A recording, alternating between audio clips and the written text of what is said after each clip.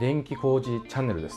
今回ね、これずらっと見てもらったら分かるように、僕たち電気工事では結構有名どころなマキタであったり、廃工機とか、いろんな数々あるメーカー、工具とかもホームセンターとかでいろいろ買ったりするんですけど、ちょっとね、皆さん見たことあるかないか、いろんな商品があるんですけど、比較的ちょっと安い、安価な商品でも使えるものっていうのは十分あると思うんですよね。で、そんなんで、どちらかというと DIY、この辺とかやったら DIY ですね。やけど現場でも僕は使える用途はあるのかなということで、グレーテス社さんという、いろんな商品を取り扱っている方から、ちょっと建設業界やったらどういう風に使うのか、さらっと紹介してほしいということで、ちょっといろいろ送ってもらったんですけど、どれがどれぐらいの値段なのか。で、こんだけあるので、僕概要欄でキャプチャー分けするので、見たいやつだけ見てくれたらいいかなと思います。全部見てくれたら嬉しいんですけど、興味あるものとないものあると思うんで、どれがまず何円ぐらいなのかっていうので、さらっといきます。これ、コードレス電動ドリルドライバーと言いまして、穴を開けたり端子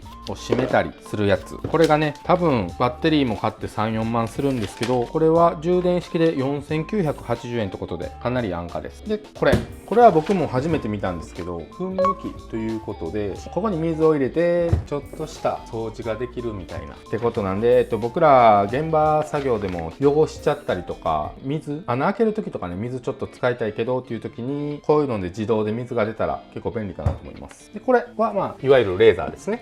これがマグネットになってるのかな、マグネットになってたりする、いろんな用途に使えそうなレーザーで、これ便利かなと思います。で、これがランタンですね。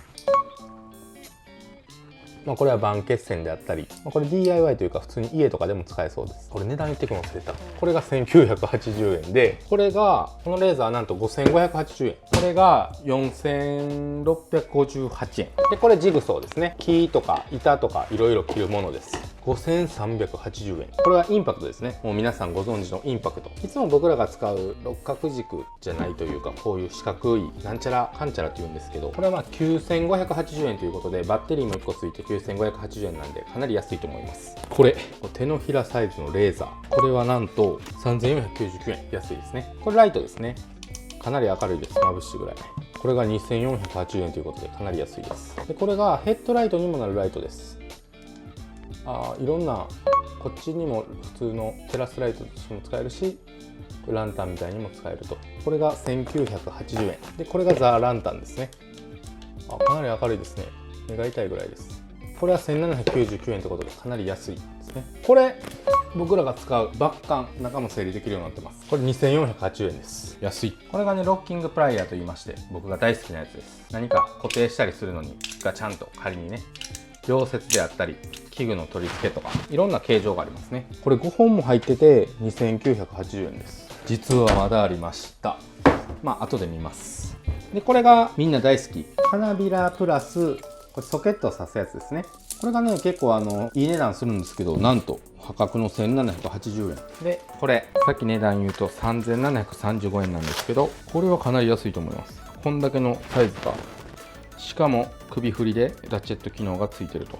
そしてこれが掃除機ですね。ちっちゃい掃除機、現場のコンセントの中であったり、掃除機僕らね、エアコン掃除の後とか必要なんで4740円。僕がこの前アンカーの掃除機を6000円ぐらいで買ったんですかね、よりも安い。で、これまたライトです。はい、これは1480円。ってことで今ざざっと紹介していったんですけど、こんだけのアイテムがありますということで、どれからいこうかなっていうことなんですけど、まずこれからちょっとやってみたいと思います。で、こういう感じで1個ずつやっていくので、全部が全部皆さん興味ないと思うので、見たいとこだけキャプチャーで見てくれたらいいかなと思います。そしたら準備しに行ってきます。一応もうセットしたんですけど、こういう風にノズルがついてて、これをここに差し込んで、でここをこう刺すと。で、これが電動みたいなんですね。まずは水を入れてみます。ここに水を注ぐところがあるので、入るような。ここまで2リッターぐらい。結構入んな。こんなもんでいいか。入れました。で、これ、まだ全然手でも持てるんですけど、担げます。電源をここにあるんで押して、これでかけてみますね。例えばこの辺とかちょっと暗いかな。水圧はこんなもんですわ。マックス？うん。じゃあ窓掃除とかかな、外の。あ、関係ないかこのノズルは。窓とかこうちょっとお花の水やりとか。お花の水やりとかちょっとした掃除とかですね。パワーの強さの調整とかはないようです。でもワイヤレスでできるのがいいのかなと思います。これ外してみようか。これやったらあんま出ないですね。ちょっとしたじょうろ。先っぽでなんか変えたりはできる。ほんまやね。先っぽをこうひねることでこういうストレートな感じにすることができますって感じでした。そしたら次はライト特集ということで、ライトが5点あります。まずこれからいってみましょうか。デュラブライト、これが1480円。こういう四角い感じですね。ちょっと湾曲がついてて、で電源が123段階、点滅もありますね。でこちら充電も充電する方が上で、こちらがなんと嬉しいモバイルバッテリーのようにこちらからも給電が取れるようになっております。これは嬉しいですね。でこれ裏がこういう風に、例えばこうやってベタに置いて使う時はこうなのかな。でこれがこうなってるので、こういう風にこう立てて使うこともできます。こう角度をつける。あんまりすぎたらこけるけど、斜め上を照らしたい時とかね。でさらにすごいのがですよ、ここにこうフックがついてるの分かりますかね。これが多分ビロンと出るはずや。こうやこれをこのままでも吊るせるし、このままでも吊るせます。例えばこういうところにね、周りはせえへんのか。こうか。これいいんちゃう。こういう風に吊るせます。こういう風にね。せやし、こういうでかいとこやったらこうやってこのまま入れれます。これいいじゃないですか。で後ろがこれはおそらくマグネットになってます。こういう風にね、車の上とかつけててもいいんじゃないかなと思います。明るさちょっと見ましょうか。結構明るいね。結構明るいな。ちょっと散乱してるんですけど、マックス、中ぐらい、点滅ってことでかなり明るいんじゃないかなと思います。この値段もなんと1480円でこんだけの機能がついてすごいお得やと思います。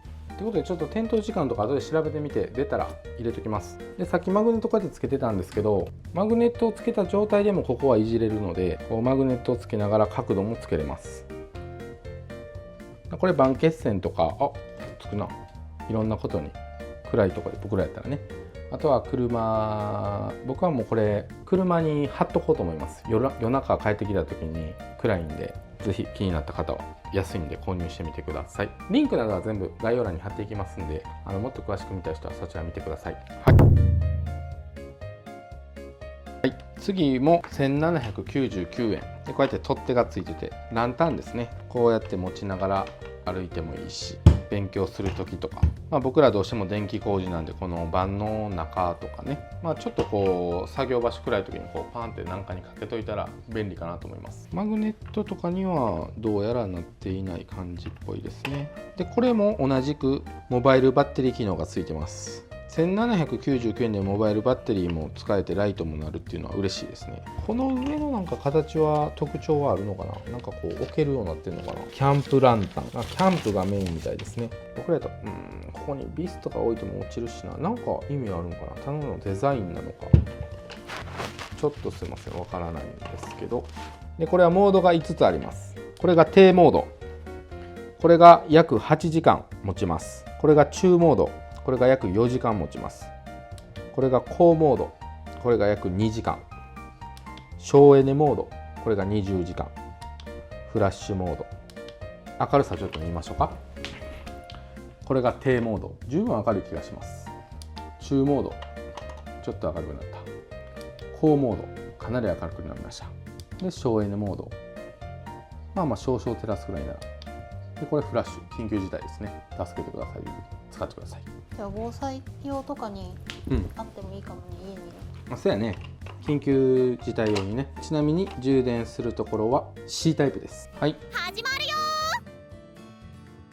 次がね、これランタンですね。これもランタンですね。こんな感じで上がちょっとアンティークになってて、こっちはこんな感じで、これはここがレバーになってます。スイッチえるかな。こういう感じで、調光機能がついてる感じですね。ちょっとこう夜安らぎたい時はこういう色で、だんだんこう白目になっていくんですね。明るくしたい時はこうで、ここが持ち手がついてて、金びらとかつけたら引っ掛けれるよということですね。適切な色温度と快適なコードを自由に調節、心地のいい雰囲気を作り出せるということで、ちょっと作り出してみましょうか。いい感じですね。クリスマスパーティーとかこういう感じで、ちょっと暗さが足りない時いいですね。でこの白いのはもう僕ら仕事でこう、でもこうやって上につけといたら結構明るいですよ。どうですか？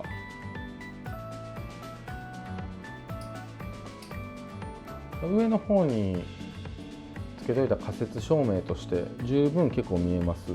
かなりいいと思います。ということでランタンの紹介でした。はい、次はこのちょっとコンパクトなライトですね。ポケットにも、ポケットは無理か。でも頑張って入りますね。入ったわ。内ポケットが全然余裕で入ります。で、これはこういう風に立ちます。自立型。ある程度、こうやってカチャッと角度も調整できます。180度変えれるみたいですね。照らす方向に向けて。こうやって置いといたら作業中とか便利なんじゃないでしょうか。いいね。なので例えばこの上の照明器具の交換する時とか、こうやって下に置いといて、十分明るいやん。例えばこのライトがなければ上ね、今真っ暗で作業ヘッドライトとかなければできませんよと。これライト、なんとしかもめっちゃ明るいやん。4段階ですね。これが弱、中、ストロボ、点滅。これは十分作業できますよ。でこれもね、同じくマグネットになってます。マグネットマークついてます。なのでさっきと同じくね、これ鉄骨などつけてかなり明るいんじゃないでしょうか。でここがね、メネジになってるんですよね。だから三脚とかにもつけれると思います。これさっきのレーザーのやつなんですけど、だいたいこういう三脚とかの共通なんで、例えばこうやって三脚につけてこうやって照らすとかって使い方もできます。こちらはモバイルバッテリー機能はなさげですね。充電のみかなですね。充電のみですね。それね、軽いですね。かなり軽いです。1000ルーメということで作業灯でした。次がね、コンパクトなこのライトです。これが前を照らす。でこれが上を照らすというんですかね。四角い。置いたら作業灯にもできます。でこれここがクリップになってるんで、こういう感じでポケットにつけたりね、できますね。これかなりいいんじゃないでしょうか。持つのめんどくさい時にこうやって照らしといたら。でこのまま上も照らせるよと。でこれ緊急事態の時こうですね。でこれ便利な機能がありまして、先ほどこうやって僕手で手動でやってたんですけど、この電源がついた状態で任意点灯モードっていうのを押してもらうと、こっちにセンサーがついてるんですよ。これで手を振ることでつけたり消したりできるんで、いちいち押す必要がない。例えばキャップとかをかぶってたら赤くなってる。こうやってこうやるだけで消すことができる。今ヘッドライトでもね、たまにある機能ですね。結構便利なのかなと思います。でさらにこれが面白いのはヘッドライトにもなるんですよ。これの面白いのがね、こういう風になって、こういう形状になってて、これヘッドライトのアタッチメントなんですけど、ここのポッチに狙ってですね、これこうなってたんですけどね、こうやってカチャンと、でここもまたカチャンと、こうやね、こうでいつものようにこうかな。これを僕らだったらね、ヘルメットにつけるんですけど、現場でたまにこうやってヘルメットもつけなくてこれだけでやってる人もいますね。これで角度も調整できるし、こうかな。で任意モードにしたらさっきみたいにこの状態でできるよということで、いいんじゃないでしょうか。これ結構明るいし、明るさ見ましょうか。便利。横向いてやってみて。便利便利、これマジいいやん。ありですね、めっちゃありです。でこれ上照らしたい時はこれで上も照らせるということです。はい、さらにこういうね S 字フックの花びらバージョンっていうんですかねも入ってまして、ここにカチャッとやって、で夜とかウォーキングとかかな、ベルトとかにこうつけて、あ、これ横向きになっちゃうんか。あ、こういう僕らの作業服やったらこういうつけるとこがあるんでいいんじゃないですか。夜中歩いてる時にこういう感じで危険防止、まあ、前も見えるしね、手もブラブラできるし便利です。まあそういうことで1980円でヘッドライトにもなるしポーチライトにもなるんで、まあ、便利なんで気になった方は使ってみてください。はい、次はこのミニレーザーということでね P40B の 3L1、 これがですねこんなに小さいんですけど 40m までいけるみたいです。でまあ、レーザーって使ったことない方ってもしかしたらいるかもしれないんで、どういうものかというと、例えばここからあそこの壁の距離、これレーザーオンというモードがあるので、これをピッと1回押してもらったらこれで今 2.788 メートルということで数値が出ました。まあ、要するにスケールがなくても測れるよということです。ビタビタの数値を出したいのであればスケールを使うべきだとは思うんですけど、まあ、ざっくりと、ここからここまで 2.7 メーターやから、まあ、僕ら工事やったらラック1本いらないぐらいかなとか、17メーターとかね、そういう長い距離になるとスケールでは測れないので、そういう時に便利です。まあ、一応これ今はここからの距離なんですね。2個測れます。例えばこの机から天井まで今レーダーが出てるんですけど、まあ、これで 1.8 メートルだよということです。でこれねポケットに入れれるってことで、僕がねいいなと思ったのは、例えばこうやって現場作業員の僕からしたらこうやって入れてて、例えばお客さんとか作業員の方に、まあ、僕ら大きい工場とか行くことが多いので、こうね現場でね、まあここは部屋なんで何もないんですけど、黒い時計がまあ何かとして、黒いやつあれ見えますかねみたいな、どれですかみたいな、パイプの上のちょっと左にあるやつですわって、そういう説明がなかなかね伝わりづらいんですよね。いろんなものがありすぎて。でお客さんにはそういうふうにこう伝えにくい時もあるし、例えば作業してる職人さんにもあそこにこれをつけてっていうだけでもどこですかみたいになるんで、これ距離を測るだけじゃなくてね、こうやってね、今見えてますかね、この辺に配管してください、この辺に照明器具をつけてくださいとかね、これが 40m まで飛ぶので、僕はまあ長さを測るのはもちろんなんですけど、こういう使い方ポインターとして使うので、僕はいつもこれじゃないんですけど、もともと持ってるレーザーを腰道具にいつも入れてます。ちょっとざっくりと面積とか体積で、これはピタゴラスですね。斜めと横を測ったら縦が測れるよみたいな、縦が測りづらい場面とかね、まあそんな機能がついてます。これは3499円となってまして、ちなみにこれ電源勝手に切れます。オートシャットダウンです。だから切り忘れて充電がなくなるっていうこともないです。測定誤差プラマイ 3mm ということなんで、まあかなり正確に測れるんじゃないかなと思います。はい、ということでミニレーザーでした。次はこれ、まあもう説明いらないかなと思います。ソケットを挿すやつですね。カラビナがついて、しかもこのカラビナはロック付きなので、こう今はフリーなんですけど、これを閉じといたら落ちてなくなることもないかなと。まあ僕らだったら現場作業員なんで、こういう風にね、こういうのをこうやって、でまあいつもだったら腰道具や、ちょっとした時やったらこういう風に、これがあるか、こういうところに引っ掛けておく。これ職人さんじゃなかったら車の鍵とかこうやってぶら下げてる人多いですね。職人さんだったらまあみんなご存知だと思うんですけど、もう今は当たり前になってるのかしれないんですけど、この外す時上にスライドして外すタイプと下にスライドして外すタイプがあるんですよ。でこれは上にするタイプで、これがこの値段価格安いのにいいなと思いました。何がいいかといったら、こうやってぶら下げてて何かの拍子でこう当たるんですよね。ほんなら知らん間にこれが落ちてなくなってるっていうのがよくありました。なので今この下にスライドする方式っていうのはもう見なくなりましたね。今までこういうのにゆかりがなかった人、 DIY で車の鍵とかつけたいんだよという人は上にスライドする式の方が安全やと思います。ってことでこれをこういうカバンとかにガチャンとかけてもいいし、これに関しては僕は何個あっても困らないと思います。もうすでにこんだけ持ってるんですよね。こっちにもあるし、ビットホルダー、もうビットホルダー大好きなんで、僕としては1780円で1234567個もついてカラビナもついてかなりお得やと思います。ってことでビットホルダーセットでした。次はですね、ロッキングプライヤーといいまして、いろんなタイプが5種類あります。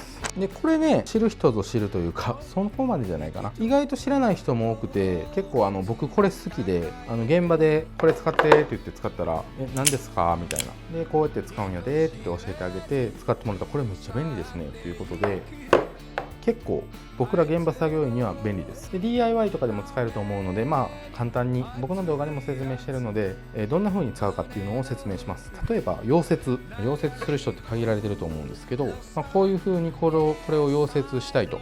そしたらこうやって左手で持ちながらこうやって溶接するのってこうお面とかかぶらなあかんし難しいですよね。そんな時にこの細長いのを使ってみますね。これを今ちょっと閉まらないんですよ。硬いんですよ。ここでね調整するんですよ。ちょっと緩める方ですね。閉まらなかったんで、まだちょっと閉まらない。これは緩すぎました。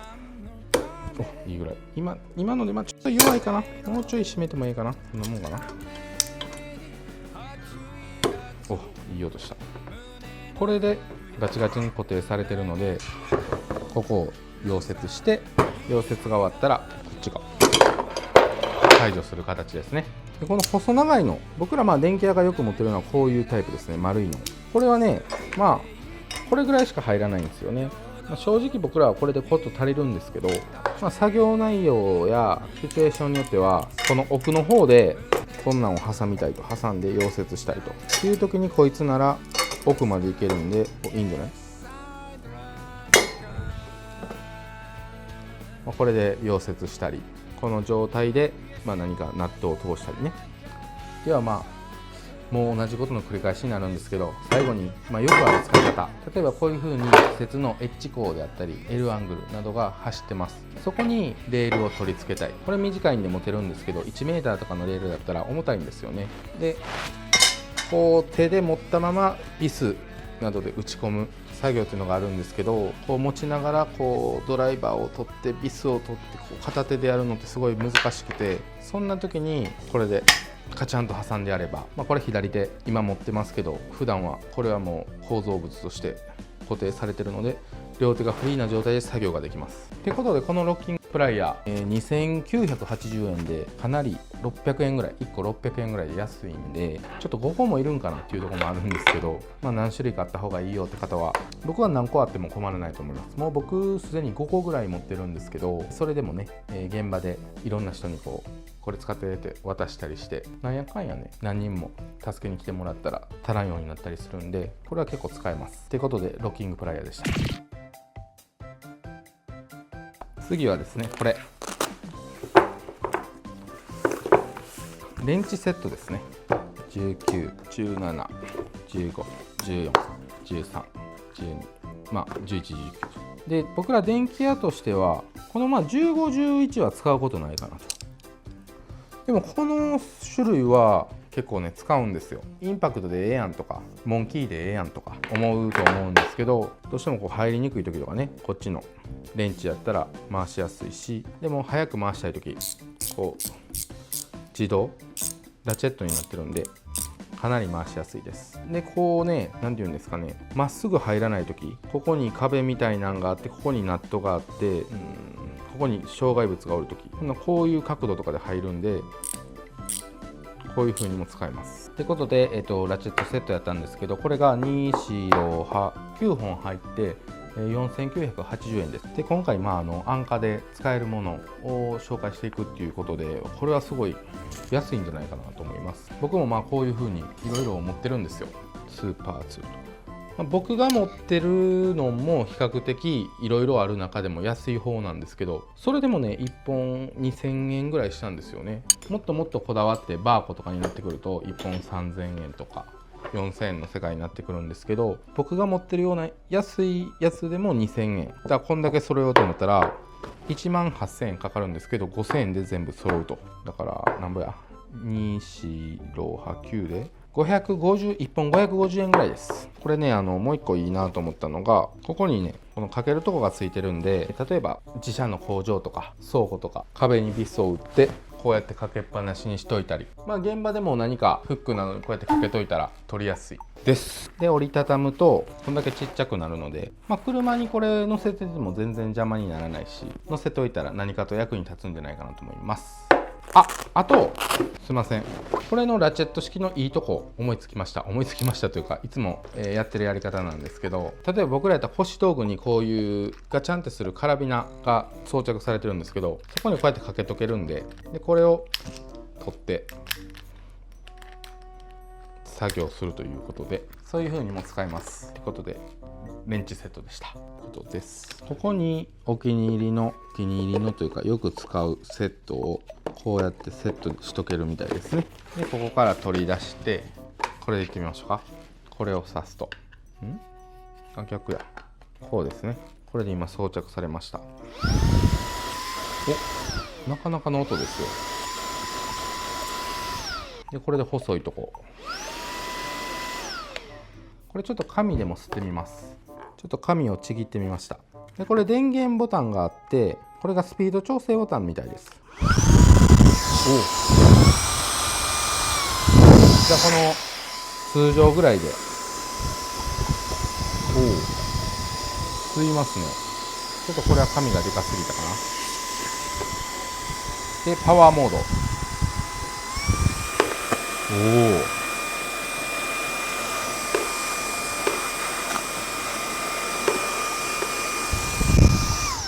結構サクサク吸ってくれます。でここに見やすいですね。このフィルターも水洗いできると書いておりました。こうやって取れるみたいです。これ水洗いできるんで便利ですね。いいやんこれ普通にの。これセットしとかなあかんかったんかな。予備フィルターかな。ほら予備フィルターです。用途によって使い分けるんでしょうね。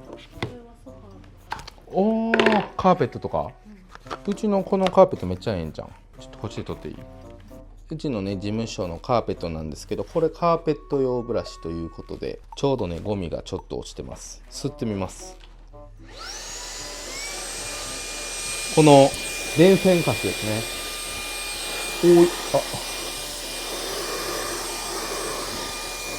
無理やね。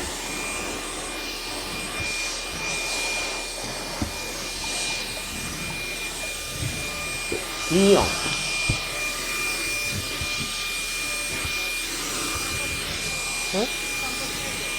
この辺もゴミがね。いいやん。め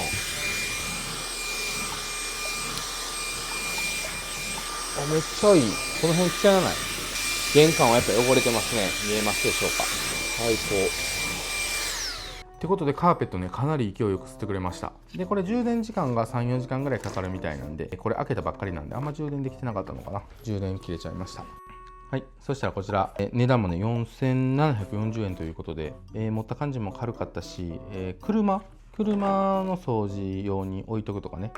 これが AC 電源なんで、ちょっと車で充電するにはインバーターみたいな100から12から100にするインバーターとか、今の車だったら 100V させるんですかね、させる車もあると思うんで、こうやって充電しといて、車の特にねさっきのこういう細い用もあるんでね、ドアのこの狭いとこ3っていうのはね、あそことかねすごい入りやすいと思うんで、僕も車にねアンカーってやつの掃除機置いてるんですけど、こういうの置いてたらかなり便利です。あとは現場でちょろっと掃除する時とか、普通に家でも使えると思いますし、窓枠とかねちょっとしたことに、便利だと思います。ってことでハウショックハンディクリーナーでした。こんな感じで車とかに使えます。で次ですけどね、インパクトということでね、9580円です。安いですね。でこちら結構ね頑丈な箱に入っております。水色でね見た目も悪くないかなと。でソケットが入ってて、そのソケットが19、21、17、23ということで、僕ら電気業界やったら3部、4部、M12 ということで、この辺りは使うのかなと。でこちらがビットじゃなくて、このなんていうのかな、ソケットタイプというのか、こういう風に刺さるようになってるので、僕ら電気屋がよく使うのはビットを刺せるやつなんですけど、強力に締める時とか、僕のチャンネルにも一度出てくれた京信さんって方が、こちらを使ってました。飛びさんとか、ガチガチにちゃんと締めなあかんというか、そういう時はこちらの方が、ソケットだったら折れたりするんでね、締める作業が多い方、これいいんじゃないかなと思います。ってことで、物は試しです。やってみましょう。これが今17つけたかな。この L アングルに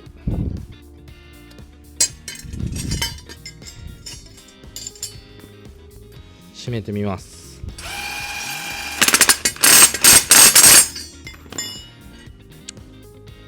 これはかなりガチガチに締まったんじゃないでしょうか。全然回らないです。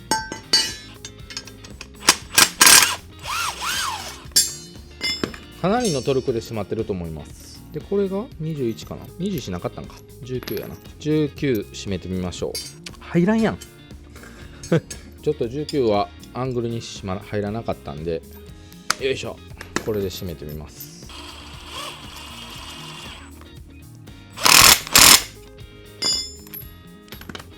これスプリングワッシャーがビタビタに締まるぐらい。これも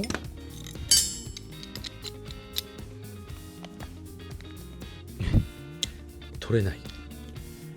かなり硬いです。ほんまにやらせじゃなくて。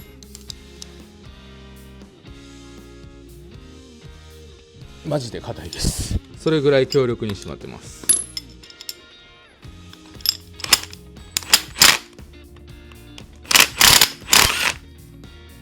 はい。ってことで、このインパクトではかなり強力に締まりますので、どうなんでしょうかね。ちょっと僕ら電気屋でガチガチに締めるっていうシチュエーションがちょっとなかなか思い浮かばないんですけど、鉄骨画台とかになるんですかね。車屋さんとかも結構使うみたいです。ってことでそういう感じでね、1万円ぐらいなので、ちょっと気になった方ぜひチェックしてみてください。はい、お次はこちら、600W ジグソーということで5380円です。開けてみましょうか。ワークプロ、こういう感じですね。特に箱とかはない感じみたいです。で、100V 給電式タイプですね。で刃も何個か入ってます。ウッドキーやな。 HCS ウッド、何がちゃうんやろな。全部キーやねんけどな。これとこれ一緒やな。メタル、鉄、これとこれは一緒。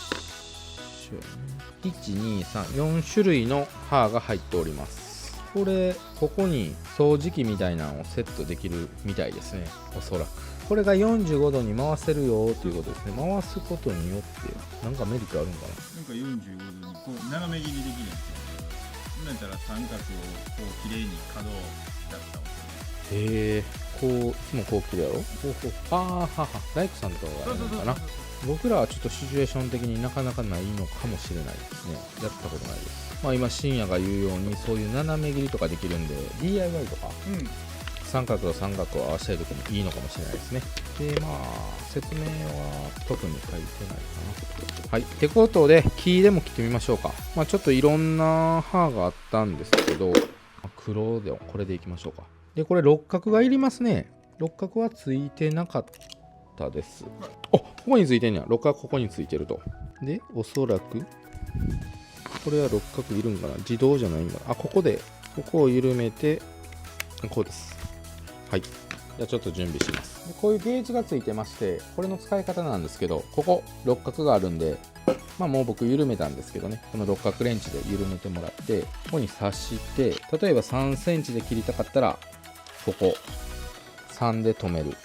シビアにビタビタに行きたいときはちゃんとここをスケールで当たるとかね、されたらいいのかなと思います。でここにレベルスピードがめっちゃ遅いな。あ、でも鉄とか結構速いな。こっちはないよな。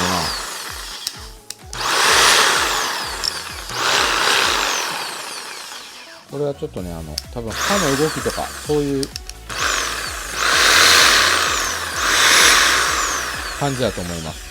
じゃあこれで3センチで切ってみます。どんぐらいの威力があるのかな。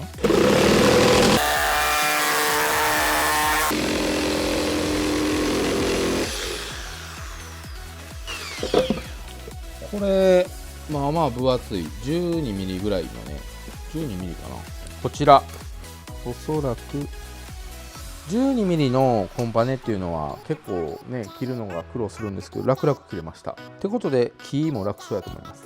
はい、次はね鉄を切ってみます。まあ本来こうちゃんと固定して、やるべきなんですけども、僕ら現場でねこうバンドソーっていうので切るんですけど、ちょっとそれと同じ感覚で切れたらすごい使いやすいのかなと思います。こうやってゲージもあるしね。切れるかな、いってみますちゃんとついてなかった。短いな。メタルこれだけか。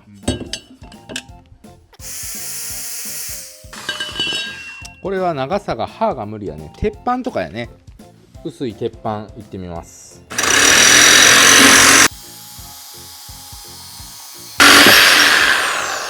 サクサク切れますね。僕らで言ったらラックの蓋とかセパレーターとか、ちょっと鉄の配管とかこの刃が長かったらもしかしたら切れるのかもしれないですけど、現場作業でも使えると思いますし、 DIY とかだったら十分じゃないでしょうか。結構力はね強いのかなと思います。ということでジグソーでした。次はねみんな大好きレーザーですね。こういうやつです。レーザー充電可能ラインレーザー墨田式、充電式ということですね。ちょっと僕一回開けてるんですけど、こういう感じになっております。こういう実は袋も入ってました。この普段はこの袋にこうやって収納するんでしょうね。でおまけでここに鉛筆とかいろいろ入れてもいいのかな。でこれベルトに通せるようになってます。でここでも持てます。そしたら使っていきましょうか。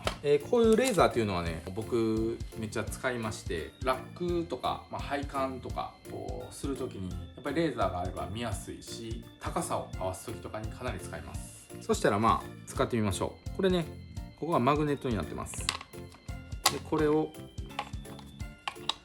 こに装着すると。でここが電源。よし、これマグネットなんでね鉄分。でこれ今点滅してるの分かりますでしょうか。これは水平が出てないよということです。これで今水平が出ました。今1445ぐらいですね。これも同じくちょっと今シャッターがね揺れてるんで、シャッター当たるな今多分バイク通って余計揺れてんやろ。この頑丈そうな鉄骨でいきます。そしたら向こうにしょ。これこうやって角度変えれるんで、あっちの方を照らしたかったらこうやっといて、この高さにずっと何か配管などをしていきたいと。1488 1475。土間も関係してるからね。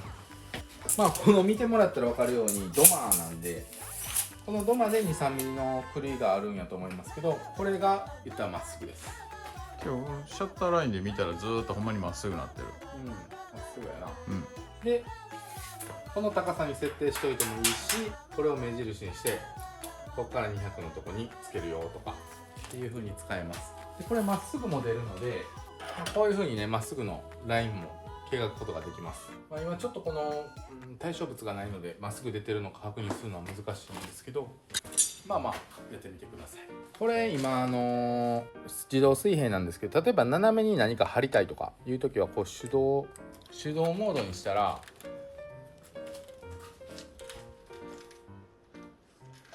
見えますでしょうか。こう斜めに何か綺麗にまっすぐめっちゃ綺麗に見えるわ。斜めにこう何かしたいとかね、ね、その下とかも十字にこう出てるんですけど、そういう時にいいかなと思います。まあこのレーザーは5580円で、こう土間にもベタっと置けるんで、こう置いて、例えばここからここまでがなんぼ、ここからここまでがなんぼってやって、こうやって合わせたら、まっすぐの配管とかをつけるときに使いやすいのかなと思います。コンパクトですしね、持ち運びしやすいんで。レーザーでした。 OK。 次はね、これコードレス電動ドリルドライバーということで、ちょっともう出したんですけど、なんと4980円です。でこれね、重さまあ 12V なんで、僕らが使うペンドライルがちょっとまあ重さはあるけど、そんなに重たくないのかな。でライトもついてます。でこれね、僕がいいなと思ったのは何がいいかというと、バンとか端子台があれば説明しやすかったんですけど、結構決戦する時とかにみんなペンドラでいっちゃうんですけど、ビスを壊してしまったり、制御機器だったらこう割れたりね、そういうのがあるんですけど、これはトルクを調整できます。どういうことかと言いますと、例えば、これがペンドラやと思ってください。インパクト機能はついてないんですけど、これ無限に締めれますよね。でこういうビスを締め込む時にこういうことが起こり得るんですね。で舐めてしまう。ほんならこれ取れないですよね。もうマイナスで取るとか何かしないとダメで、これをトルクを3ぐらいにしておきましょうか。そしたらこう今ね、もうこれ以上いかないんですよ。3のトルクでちゃんと止まってくれる。であとはちょっと不安やったら軽く手締めして、これ以上いったら舐める。はい。これ新人さんとか、ちょっと盤決戦させるの怖いなっていう時とかにこれとかを渡したらね、いいのかなと思います。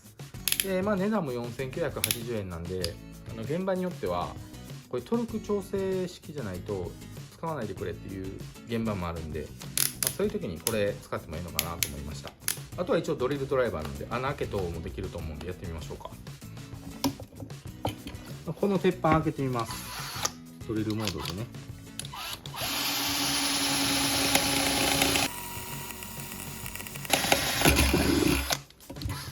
開きました。ちょっと太いのもいってみましょうか。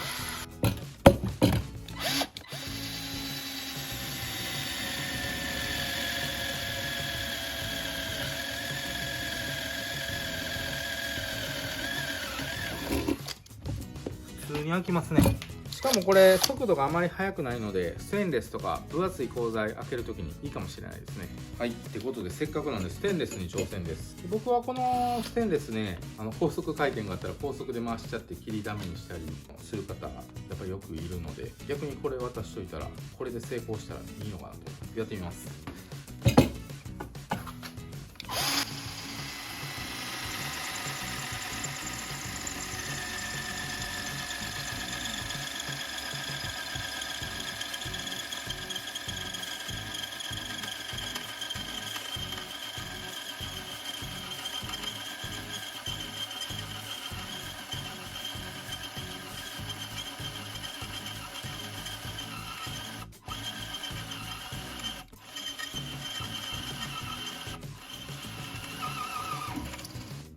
難なく開けることができました。ってことで制御機器などのトルクとしても使えるし、こういう穴開けでも十分かなと思います。ってことで4980円でここまでできたら十分やなと思いました。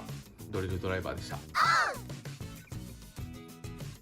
い、これで何やかんや最後ですね。こちらのバッカンなんと2480円ということで、これ、今言ったら折りたたみしてます。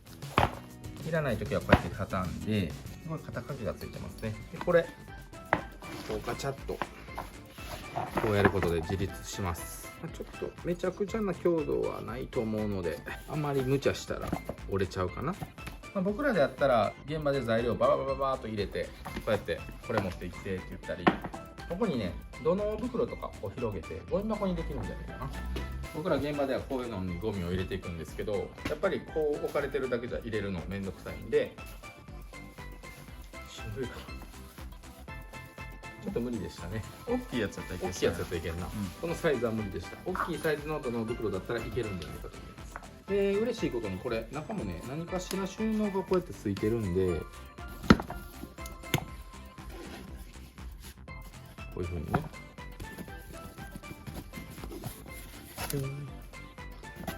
結構いいんじゃない？